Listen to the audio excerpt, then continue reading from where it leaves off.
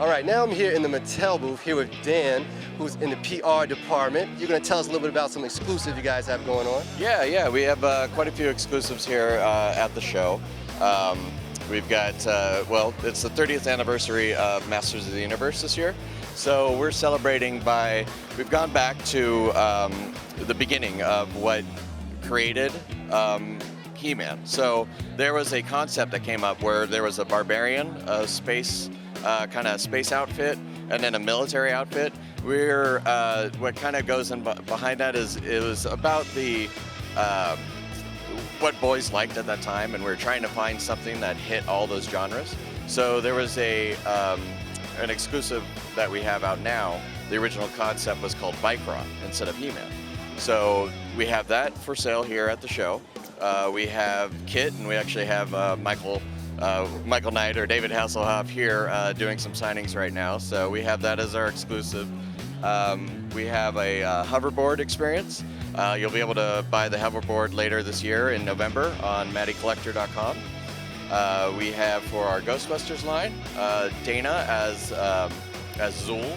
So you'll get her, you know, the whole Keymaster Gatekeeper, you know, scene and everything from Ghostbusters. We also have, let's see, on our Monster High line, Monster High has a exclusive that was fan demanded from last year. All the fans voted on it at last year's Comic-Con, and it's Scara Screams.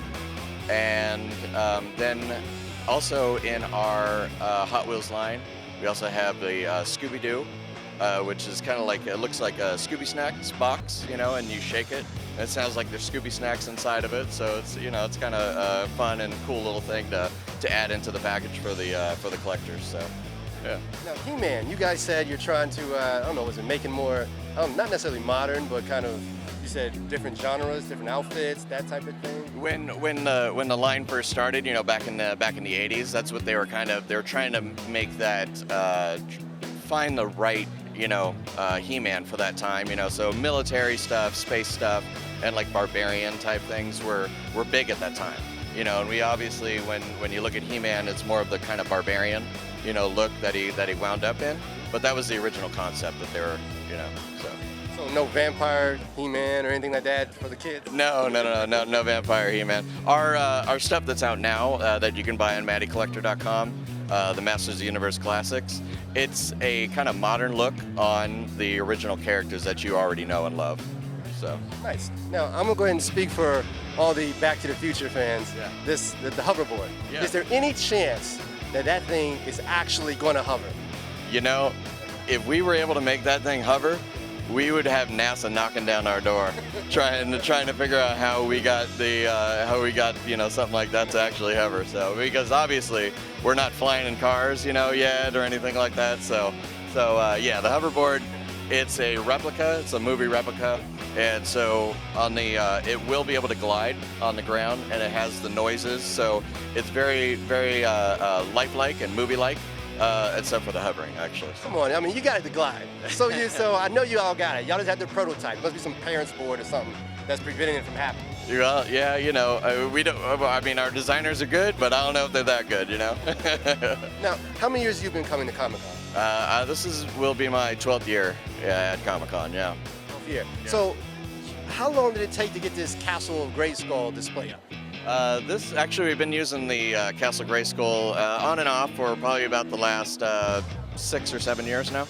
So we've seen it. It's been here before, and we've you know, changed our booth design kind of every year, kind of keep it fresh, keep it new, depending on what we're selling and what we're doing. So, yeah.